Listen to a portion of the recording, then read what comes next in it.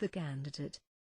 When a philosopher adopted as the basis for a new apocalypse of human wisdom the axiom, I think, therefore I am, in a measure he altered unconsciously, from the standpoint of Christian revelation, the old conception of the Supreme Being. I am that I am, said the being of beings of Moses.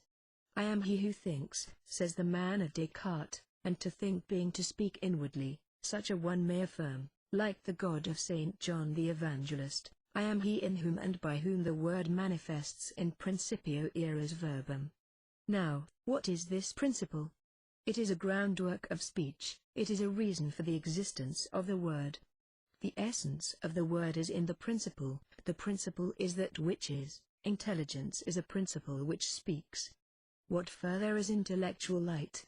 It is speech. What is revelation? It is speech also. Being is the principle, speech is the means, and the plenitude or development and perfection of being is the end. To speak is to create. But to say, I think, therefore I exist, is to argue from consequence to principle, and certain contradictions which have been adduced by a great writer, Lamennais, have proved abundantly the philosophical unsoundness of this method. I am, therefore something exists might seem to be a more primitive and simple foundation for experimental philosophy. I am, therefore being exists.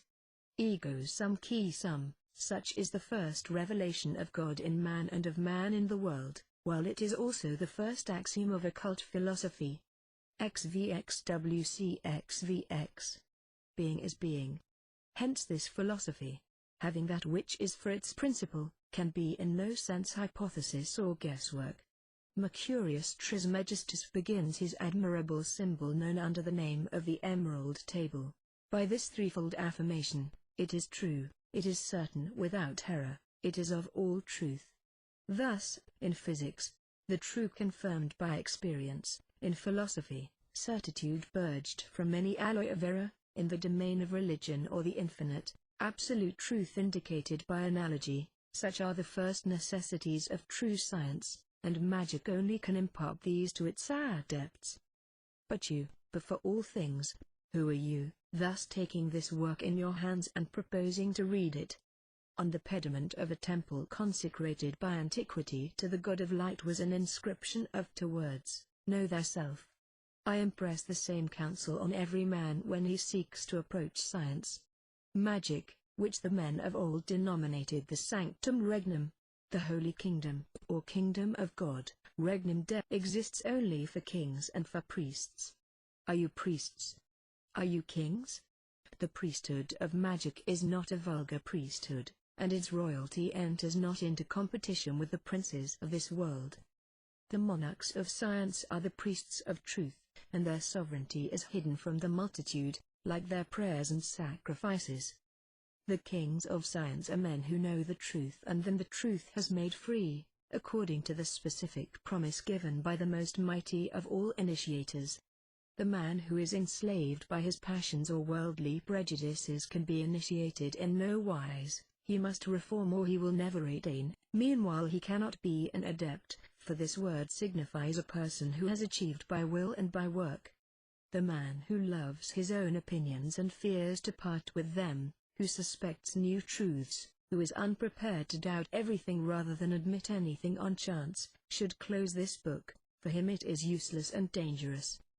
He will fail to understand it, and it will trouble him, while if he should divine the meaning, there will be a still greater source of disquietude. If you hold by anything in the world more than by reason, truth and justice, if your will be uncertain and vacillating, either in good or evil, if logic alarm you, or the naked truth make you blush, if you are hurt when accepted errors are assailed, condemn this work straight away. Do not read it, let it cease to exist for you, but at the same time do not cry it down as dangerous. The secrets which it records will be understood by an elect few and will be reserved by those who understand them. Show light to the birds of the night time, and you hide their light, it is the light which blinds them and for them is darker than darkness.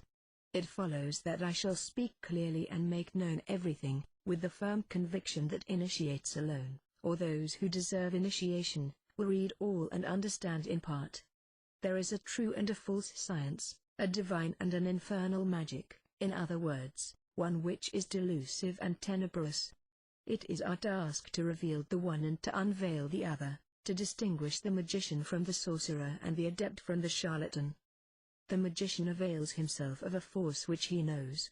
The sorcerer seeks to misuse that which he does not understand. If it be possible in a scientific work to employ a term so vulgar and so discredited, then the devil gives himself to the magician and the sorcerer gives himself to the devil. The magician is the sovereign pontiff of nature, the sorcerer is her profaner only.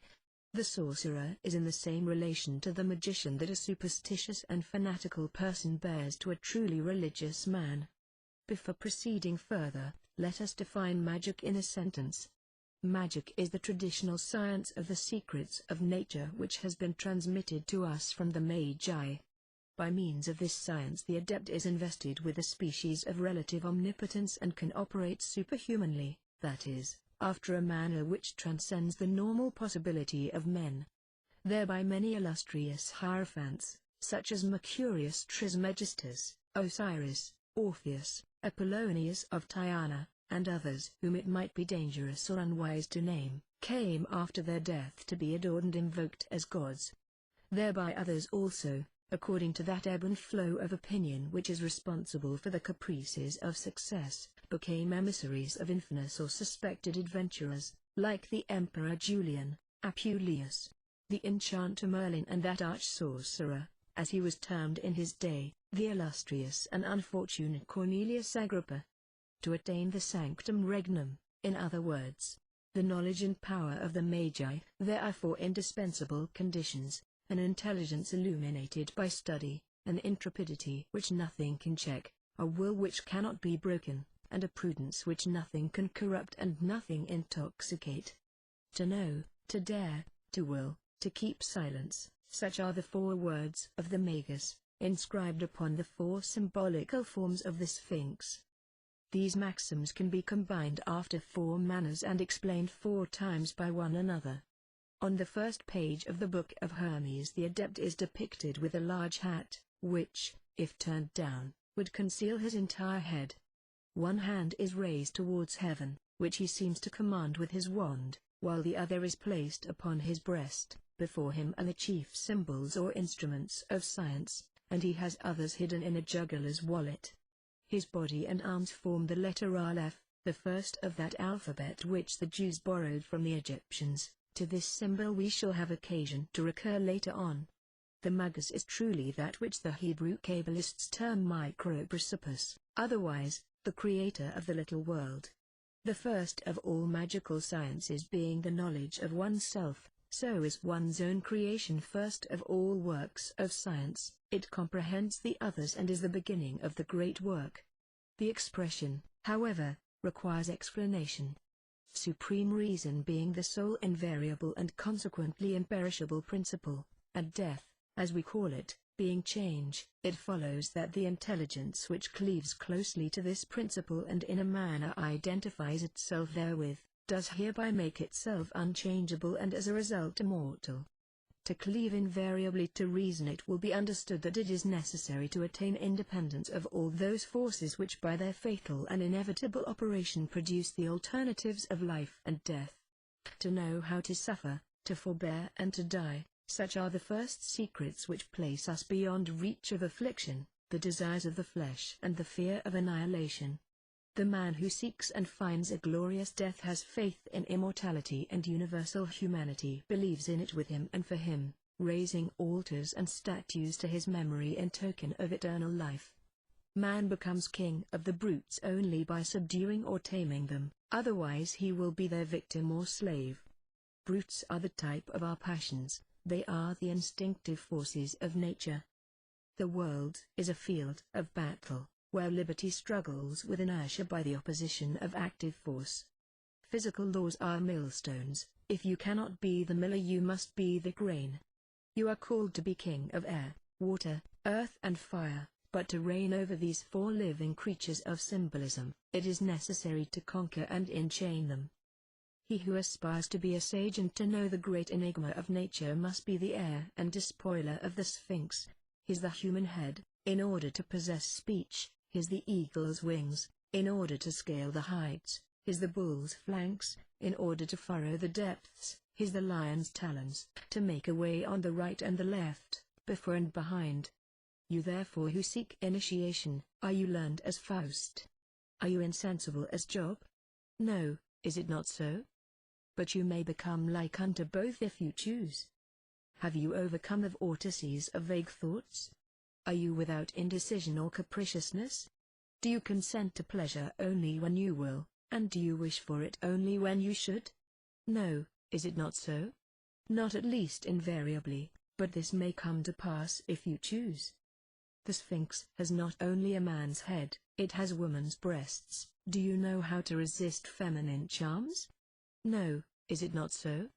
And you laugh outright in replying, parading your moral weakness for the glorification of your physical and vital force. Be it so, I allow you to render this homage to the ass of Stern or Apuleius. The ass has its merit, I agree, it was consecrated to Priapus as was the goat to the god of Mendes. But take it for what it is worth, and decide whether ass or man shall be master. He alone can possess truly the pleasure of love who has conquered the love of pleasure. To be able and to forbear is to be twice able. Woman enchains you by your desires, master your desires and you will enchain her. The greatest injury that can be inflicted on a man is to call him a coward. Now, what is a cowardly person? One who neglects his moral dignity in order to obey blindly the instincts of nature. As a fact, in the presence of danger it is natural to be afraid and seek flight. Why, then, is it shameful? Because honor has erected it into a law that we must prefer our duty to our inclinations or fears. What is honor from this point of view? It is a universal presentience of immortality and appreciation of the means which can lead to it. The last trophy which a man can win from death is to triumph over the appetite for life, not by despair but by a more exalted hope, which is contained in faith, for all that is noble and honest, by the undivided consent of the world. To learn self-conquest is therefore to learn life, and the austerities of Stoicism were no vain parade of freedom. To yield to the forces of nature is to follow the stream of collective life and to be the slave of secondary causes. To resist and subdue nature is to make for oneself a personal and imperishable life, it is to break free from the vicissitudes of life and death. Every man who is prepared to die rather than renounce truth and justice is most truly living, for immortality abides in his soul. To find or to form such men was the end of all ancient initiations. Pythagoras disciplined his pupils by silence and all kinds of self-denial. Candidates in Egypt were tried by the four elements, and we know the self-inflicted austerities of fakirs and Brahmins in India for attaining the kingdom of free will and divine independence. All macerations of asceticism are borrowed from the initiations of the ancient mysteries. They have ceased because those qualified for initiation, no longer finding initiators, and the leaders of conscience becoming in the lapse of time as uninstructed as the vulgar, the blind have grown weary of following the blind, and no one has cared to pass through ordeals the end of which was only in doubt and despair. The path of light was lost. To succeed in performing something we must know that which it is proposed to do, or at least must have faith in someone who does know it. But shall I stake my life on a venture, or follow someone at chance who himself cannot see where he is going? We must not set out rashly along the path of the transcendental sciences, but, once started, we must reach the end or perish. To doubt is to lose one's reason, to pause is to fall, to recoil is to plunge into an abyss. You, therefore, who are undertaking the study of this book, if you persevere to the end and understand it, you will be either a monarch or madman. Do what you will with the volume, you will be unable to despise or to forget it. If you are pure, it will be your light; if strong, your arm; if holy, your religion; if wise, the rule of your wisdom. But if you are wicked, for you it will be an infernal torch, it will lacerate your breast like a poniard, it will rankle in your memory like a remorse, it will people your imagination with chimeras, and will drive you through folly to despair. You will endeavor to laugh at it, and will only gnash your teeth. It will be like the file in the fable which the serpent tried to bite, but it destroyed all his teeth. Let us now enter on the series of initiations. I have said that revelation is the word. As a fact, the word, or speech, is the veil of being and the characteristic sign of life. Every form is the veil of the word, because the idea which is the mother of the word is the sole reason for the existence of forms. Every figure is a character, every character derives from and returns into a word. For this reason the ancient sages, of whom Trismegistus is the organ, formulated their sole dogma in these terms: that which is above is like unto that which is below, and that which is below unto that which is above. In other words, the form is proportional to the idea, the shadow is the measure of the body calculated in its relation to the luminous ray, the scabbard is as deep as the sword is long, the negation is in proportion to the contrary affirmation. Production is equal to destruction in the movement which preserves life, and there is no point in infinite extension which may not be regarded as the center of a circle having an expanding circumference receding indefinitely into space. Every individuality is therefore indefinitely perfectible, since the moral order is analogous to the physical, and since we cannot conceive any point as unable to dilate, increase and radiate in a philosophically unlimited circle. What can be affirmed of the soul in its totality may be affirmed of each faculty of the soul. The intelligence and will of man are instruments of incalculable power and capacity.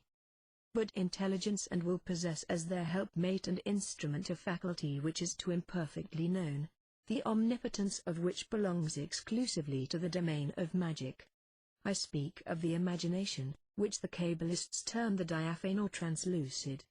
Imagination, in effect, is like the soul's eye, therein forms are outlined and preserved, thereby we behold the reflections of the invisible world, it is the glass of visions and the apparatus of magical life.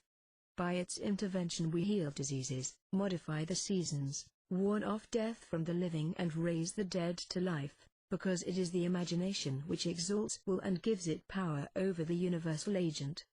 Imagination determines the shape of the child in its mother's womb and decides the destiny of men, it lends wings to contagion and directs the arms of warfare.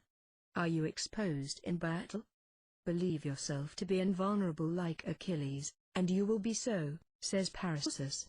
Fear attracts bullets, but they are repelled by courage. It is well known that persons with amputated limbs feel pain in the vicinity of members which they possess no longer. Paracelsus operated upon living blood by medicating the product of a bleeding. He cured headache at a distance by treating hair cut from the patient. By the science of the theoretical unity and solidarity between all parts of the body, he anticipated and outstripped the theories, or rather experiences, of our most celebrated magnetists. Hence his cures were miraculous, and to his name of Philip Theophrastus Bombast, he deserved the addition of Aureolus Paracelsus, with the further epithet of divine. Imagination is the instrument of the adaptation of the word. Imagination applied to reason is genius. Reason is one, as genius is one, in all the variety of its works. There is one principle, there is one truth, there is one reason, there is one absolute and universal philosophy. Whatsoever is subsists in unity, considered as beginning, and returns into unity, considered as end. One is in one, that is to say, all is in all. Unity is the principle of numbers, it is also the principle of motion and consequently of life. The entire human body is recapitulated in the unity of a single organ, which is the brain. All religions are summed up in the unity of a single dogma, which is the affirmation of being and its equality with itself, and this constitutes its mathematical value. There is only one dogma in magic, and it is this: the visible is the manifestation of the invisible, or, in other terms, the perfect word, in things appreciable and visible, bears an exact proportion to the things which are inappreciable by our senses and unseen by our eyes. The Magus raises one hand towards heaven and points down with the other to earth, saying, above, immensity. Below immensity still.